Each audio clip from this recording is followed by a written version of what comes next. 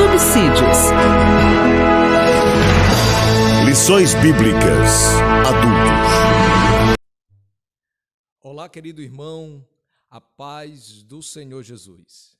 Essa nossa saudação a todos os irmãos, professores, superintendentes de escola dominical.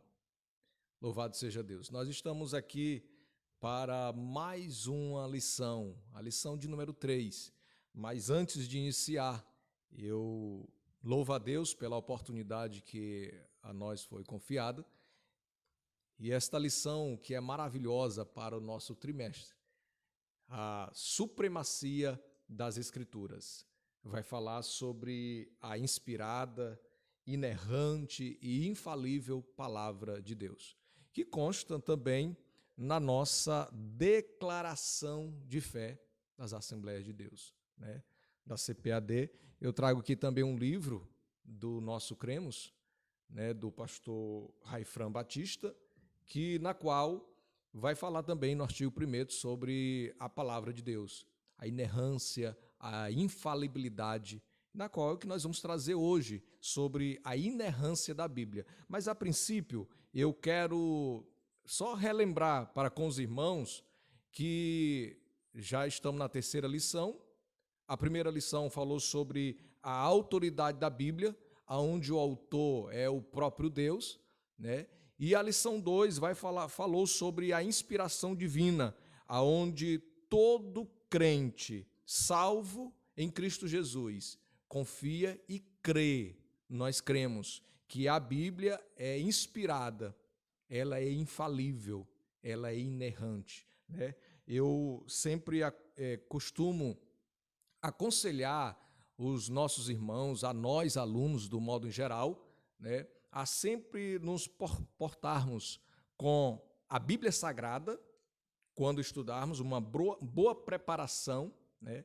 Sem falar também, querido professor, sobre essa revista do ensinador cristão, que é de fundamental importância para os professores estar atento, né, que é esse número de 88, se não me engano, do Ensinador Cristão. Ela vai trazer explicações para melhor entendimento de todos os professores, certo? Mas vamos lá.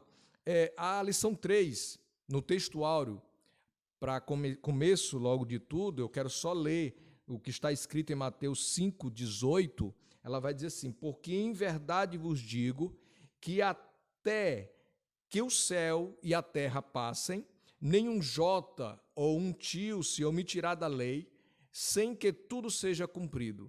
Um versículo só. E o outro versículo se encontra lá no escritor aos Hebreus, capítulo 10, versículo 16. Este é o concerto que farei com eles depois daqueles dias, diz o Senhor. Porei as minhas leis em seu coração e as escreverei em seus entendimentos. Louvado seja Deus. Queridos, o texto áureo, na verdade, a verdade prática, ela diz que a doutrina segundo a qual a Bíblia não contém erro algum denomina-se inerrância das Escrituras. Por isso devemos confiar em sua mensagem, que é incorruptível.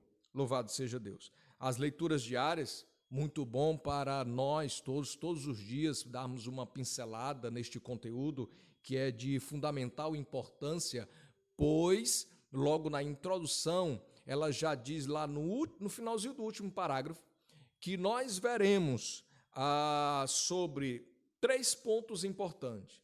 A inerrância, o conceito, que sempre no primeiro ponto traz isso, o conceito da inerrância, também sobre essa preservação que no mundo pós-moderno hoje, que estamos utilizando muito a palavra líquida ou dissoluta, onde não há mais verdade absoluta, mas para nós como cristãos, sim, há verdade absoluta, que é a palavra de Deus, é o próprio Deus falando.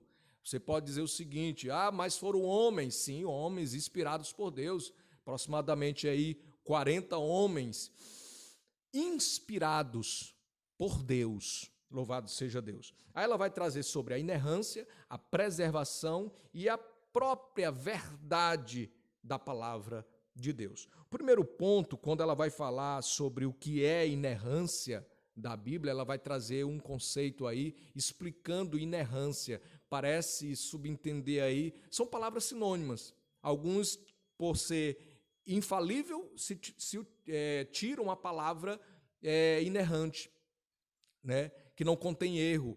Infalibilidade vai falar com relação que não contém falha. São sinônimos, mas nós devemos acrescentar, elas estão entrelaçadas, né? Infalibilidade, inerrância, né? Pois então, vamos lá. A Bíblia Sagrada, ela não falha, ela não erra, né? Muitos dizem, mas foi escrita há milhares de anos. Certo, pode ser que sim. Pode ser escrita há muito tempo, a Bíblia desde o princípio, mas, contudo, como o nosso pastor sempre diz, com essa palavra, entretanto, porém, ela é atual, como vários autores e homens de Deus dizem que ela é antiga, mas ela é atual, mais do que uma revista que vai ser publicada no mês que vem, né? Então, a inerrância é a doutrina segundo a qual a Bíblia não contém erro nenhum, erro algum, né? A verdadeira em tudo o que ela vai afirmar, no que ela diz, certo? É a palavra de Deus, a Bíblia, certo? Nós não vamos encontrar nas Sagradas Escrituras o que? A palavra inerrância, mas ela está num contexto, por ela ser fidedigna, fiel.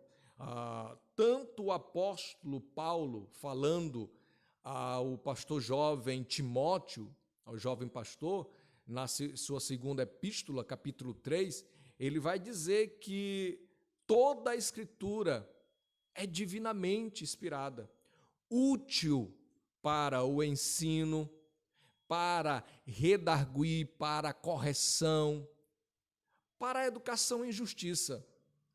O versículo 16 diz isso, mas o versículo 17, ela complementa, ela confirma, dizendo, a fim de que o servo de Deus seja perfeito e perfeitamente, né, habilitado para toda boa obra, né? Na verdade, quando nós dizemos que a Bíblia, se alguém for abrir a boca para dizer que a Bíblia falha, então é dizer que Deus falha.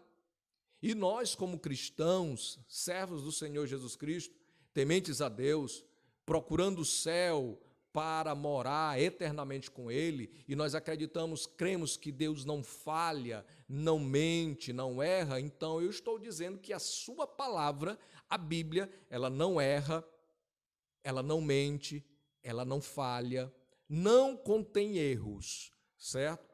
Podemos trazer a alusão como o Ensinador Cristão, a revista, ela traz, eu entendo assim também, eu já vinha pensando e dizendo isso por várias vezes para com os nossos irmãos, que eu comparo a Bíblia como a bússola.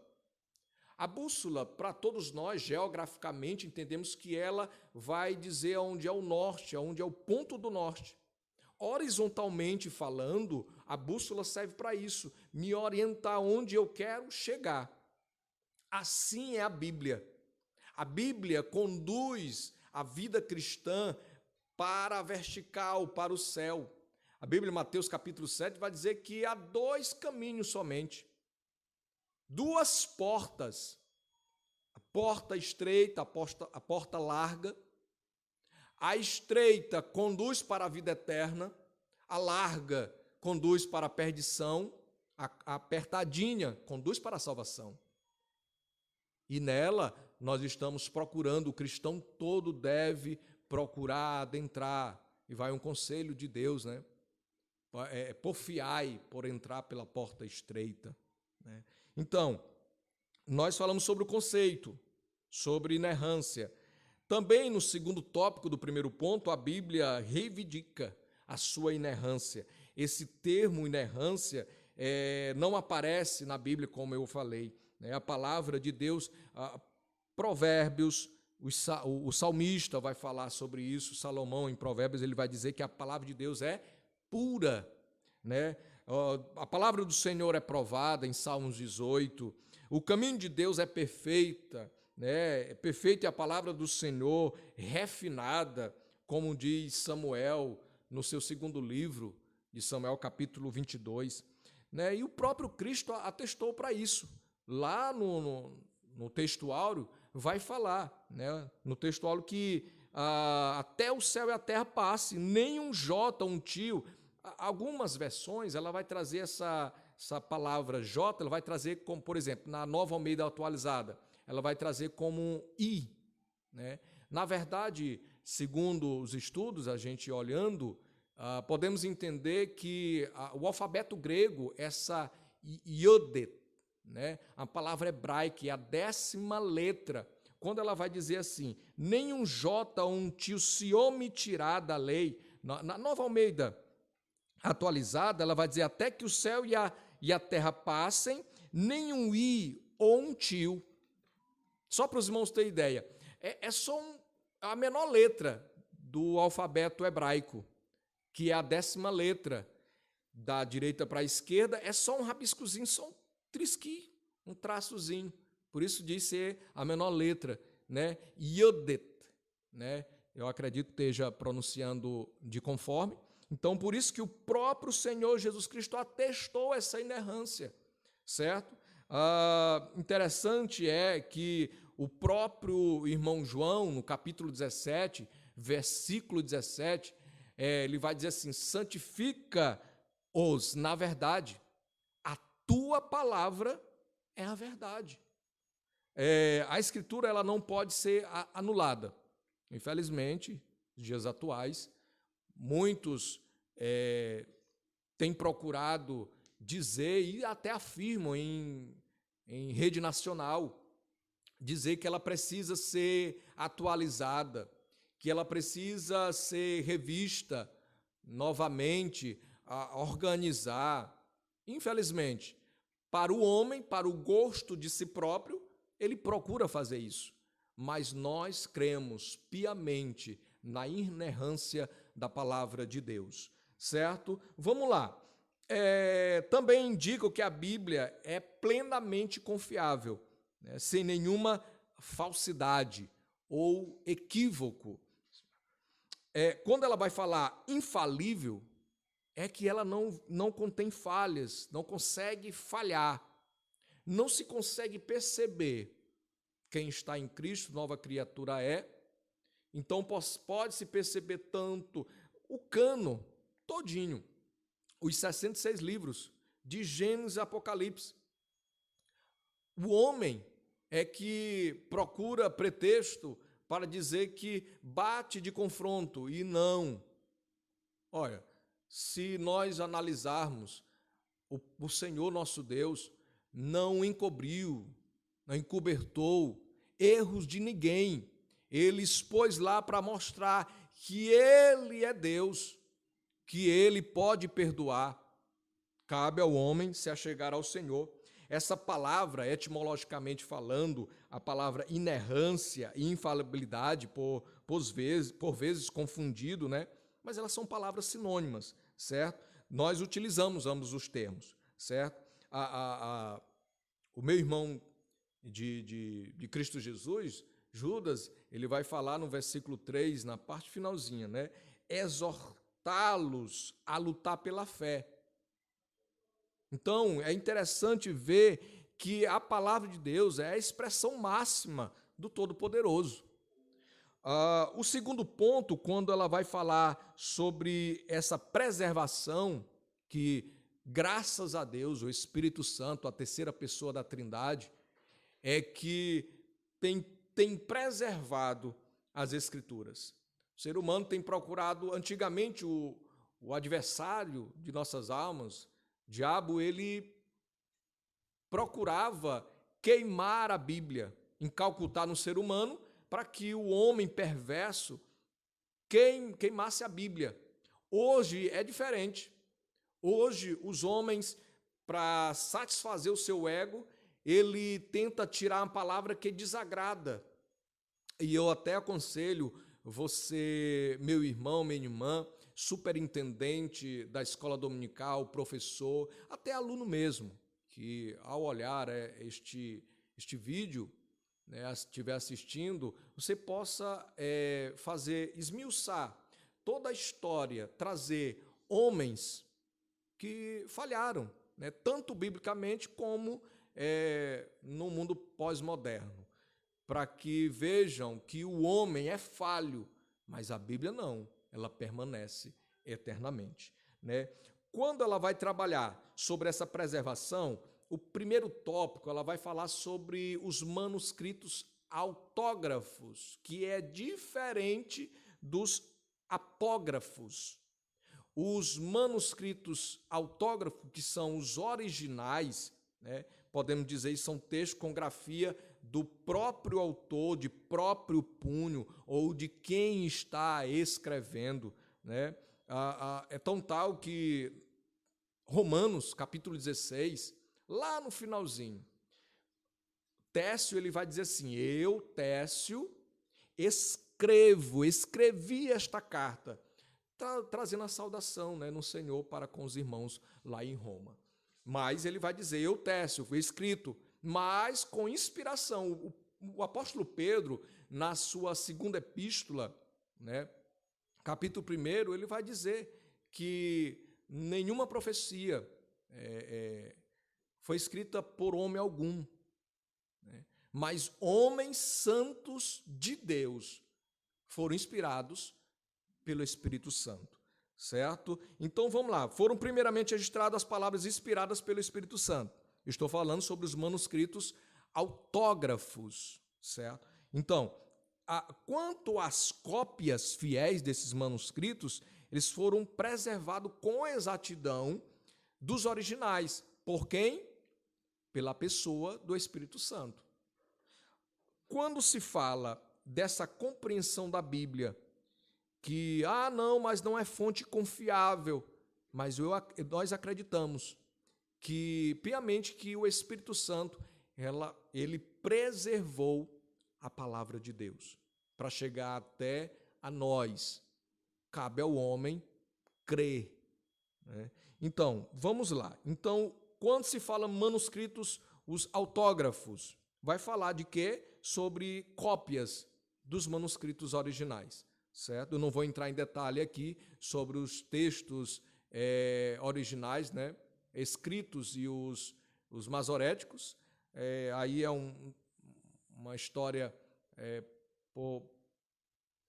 tão longa para a gente explicar aqui, né? Precisa-se de mais estudos para a gente, em um tempo mais, para a gente explicar sobre tanto lá da escrita dos 720 manuscritos de Lucas, os dois dos originais. Não vamos entrar nessa parte, mas o que convém aqui é sobre os autógrafos e os apógrafos, certo? Esses apógrafos, acredita-se, e segundo os estudos, existe 25 mil cópias desses manuscritos que está escrito tanto alguns em hebraicos, gregos, latins, e esses originais escritos milimetricamente no Antigo Testamento, certo?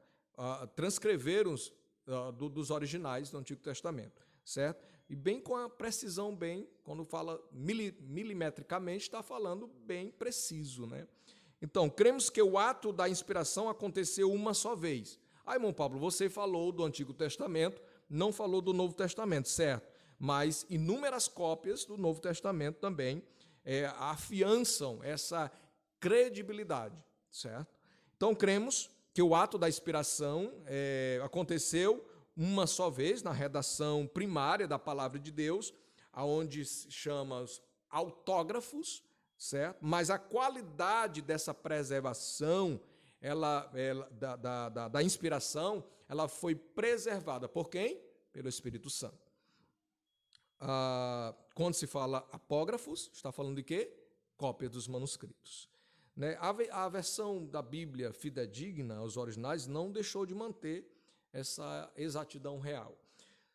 Terceiro tópico do segundo ponto vai falar sobre os livros apócrifos e os pseudoepígrafos. Os livros apócrifos vai falar sobre escritos escondidos, tais quais Tobias, Judite, Baruque, e assim vai, né? Macabeus, Baruque e dentre outros. Ou seja, eles contêm ou apresentam termos com anacronismo. O que é isso, irmão Pablo? Está lá no vocabulário, no final da lição. Anacronismo significa erros de cronologia ou erros de tempo, de pessoa, de fatos. Né? Quando se vai trabalhar a lição aqui, ele vai dizer que apresentam-se erros, né? Práticas divergentes das Escrituras. Por isso que elas não estão no cânon. Né? Então, a outra, quando se fala o exemplo da oração dos mortos, não tem no cânon, não tem nos 66 livros, existe nos livros apócrifos, certo? Os chamados manuscritos ou livros escondidos, né? Agora, além desses apócrifos, existe também os pseudoepígrafos, aonde são tidos como falsos escritos, né? Onde nós podemos encontrar aí a Assunção de Moisés, a lição vai mostrar, a Assunção de Moisés, Apocalipse de Pedro, e aí vai. Ou seja, são falsos escritos ou autores anônimos e espúrios. O que vem trazer essa palavra espúrio? Está lá também no vocabulário. Ou seja, não genuíno, né? Ou seja, não inspirado pelo Espírito Santo, certo? Então, o que dá para entender, olhando para o doutor Lucas, ele foi pesquisar, ele fez entrevista, ele foi a fundo, ele interrogou personagens, ele esteve com o apóstolo Paulo, escrevendo, vivenciando aquela época. Também, por que não falar dos arqueólogos nas suas escavações? Tempos e tempos nas suas escavações procurando trazer, agora recente, encontraram, se eu não me engano, um anel do rei Ezequias, se eu não me engano. Então, os arqueólogos eles estão encontrando artefatos que autenticam a Bíblia ser verdadeira. Independente disso, nós cremos que a palavra de Deus ela é inerrante, infalível. Louvado seja a inspirada palavra de Deus. Por essa razão, eles não integram o cânon bíblico. Quem? Os autógrafos, os apócrifos e os pseudoepígrafos, né? No cânon protestante. Não reconhecemos a autoridade desses livros por não serem inspirados pelo Espírito Santo. Chegando ao terceiro ponto, quero enfatizar novamente que todo crente assembleiano, ele precisa e deve portar desta declaração de fé assembleiana, onde nós encontramos logo no primeiro capítulo, no artigo 1º, capítulo 1º, sobre as Sagradas Escrituras, e ela vai falar sobre a estrutura, poder, os livros apócrifos, os pseudoepígrafos, vai falar sobre a mensagem, a inerrância, é o nosso conselho. Ou o nosso cremos, né? Só uma introdução do autor, pastor Raifran Batista. O terceiro ponto vai falar sobre essa verdade nas Escrituras. Quando se fala o termo verdade, ela está remetendo a um termo hebraico, né? Emeth, né? Significa o que é confiável, o que é correto. Né? Dentro desse conceito, o vocábulo também no grego, aletheia, tem o sentido de real, fidedigno. A Bíblia ensina que é a verdade. Né? O próprio João, se a gente for olhar, capítulo 17, capítulo 14, versículo 6, Romanos 3, 4, E está aí na lição as orientações e as indicações dos textos bíblicos. Então, a Bíblia ensina que Deus é a verdade. Quando eu digo que Deus é a verdade, a sua própria palavra é a verdade. Ou, se não, há uma contradição. Eu creio em Deus e confio que Ele é a verdade, mas não creio na Bíblia, infelizmente. Muitas igrejas denominando cristã não faz uso da palavra de Deus.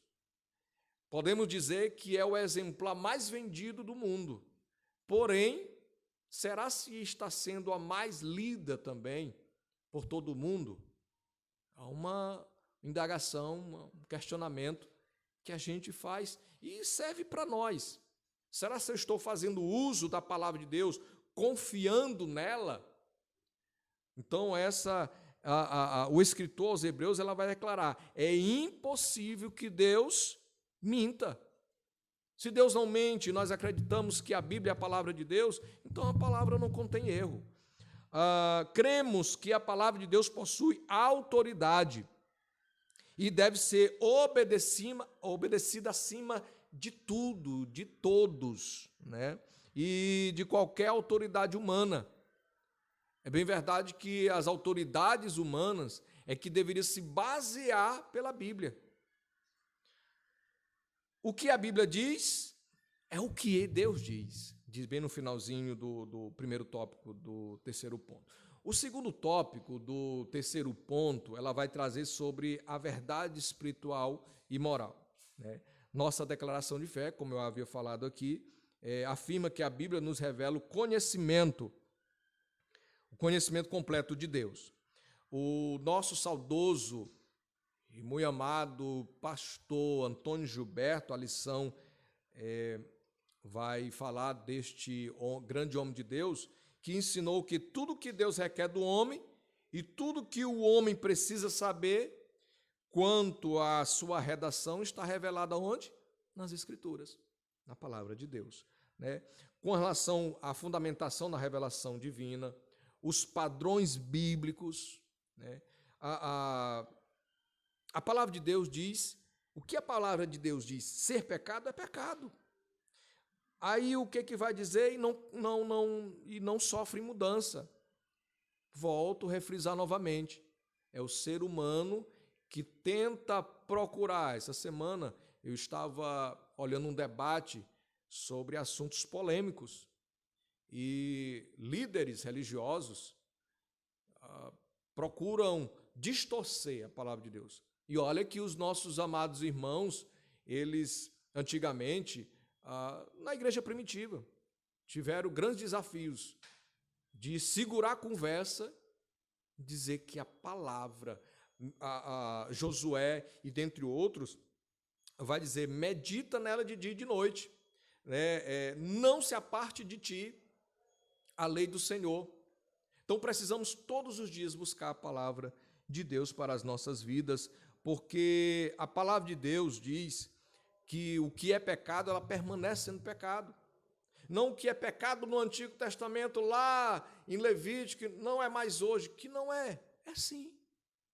A verdade histórica, nós falamos agora sobre a verdade espiritual e moral. Agora nós queremos falar também sobre o terceiro tópico do terceiro ponto, sobre a verdade histórica e científica. Cremos que a Bíblia é divinamente infalível e toda a matéria que aborda, o salmista vai falar isso, né? A lição mostra que John Wesley, ele falou aqui, que escreveu que se houver um erro, eu entendi assim, se houver um erro, então pode haver vários erros, 1000 erros. Como disse aqui, John Wesley escreveu que se houver um erro, pode haver 1000. E se existir alguma falsidade entre a Bíblia, não é o livro A Verdade de Deus. Veja como é complicado. Então eu tenho que afirmar que Deus é verdadeiro, Deus não mente, é impossível Deus errar. Então eu posso dizer também que a Bíblia é infalível, é inerrante. A estrutura não se equivoca. Quando descreve a criação, os eventos da criação histórica, os fenômenos da ciência, o mar quando, né, é aberto, quando o machado flutua, e dentre outras maravilhas. Como crê isso? Pela fé. Fé no impossível. Deus guiou os autores bíblicos e os preservou dos registros de inverdade de qualquer natureza. Endossamos que a Bíblia Sagrada é a verdade inspirada de Deus, inerrante em sua totalidade, isenta de toda a falsidade, fraude e engano. Infelizmente, muitos homens têm procurado maliciosamente tirar texto, colocar texto que lhe agrada, mas o Espírito Santo de Deus tem preservado as Sagradas Escrituras. Eu quero, professor, não deixe, é um conselho nosso, não deixe de passar nesse auxílio de educação cristã, que está lá no finalzinho do 3º ponto, que vai trazer uma alusão em buscando pelo ouro das Escrituras, faz uma comparação do ouro refinado, né? A Bíblia se refere como ouro, pedras preciosas. Dê uma pincelada nesse texto, que é tão interessante, que o salmista, de número 119, os 176 versículos, vai falar sobre meditar na lei, não aparta, melhor para mim a lei da tua boca do que inúmeras riquezas de ouro, de outro bem precioso, né? De riqueza em ouro ou prata. Então eu quero aconselhar isso. Na conclusão, diz assim: apesar de algumas considerarem redundante o uso dos termos inspiração, inerrância, infalibilidade para legitimar a autoridade das Escrituras Sagradas, nossa ortodoxia professa e ensina que a Bíblia é a inspirada palavra de Deus, inerrante e falando com plena autoridade em tudo o que diz. Então, confirme com os seus alunos, professor, superintendente, confirme com o seu aluno que ela é a infalível. Ela não muda, ela não erra. Lá no princípio, porque esse novo currículo das lições bíblicas, da CPAD, deixou um sugestivo. Não esqueça de introduzir, logo de introdução, dizer o objetivo desta lição, que era para eu ter dito, mas eu estou dizendo agora, que o objetivo é informar que a Bíblia é isenta de qualquer tipo de erro. É explicar que o Espírito Santo manteve essa revelação e constatar que a Bíblia é a verdade de Deus, certo? Não obstante que vale ressaltar também quanto vale a pena buscar o sublime valor da Bíblia, meditar nela de dia e de noite. Eu quero agradecer a Deus por você ter nos dado ouvido e atentar para a palavra de Deus, a inerrante, a infalível.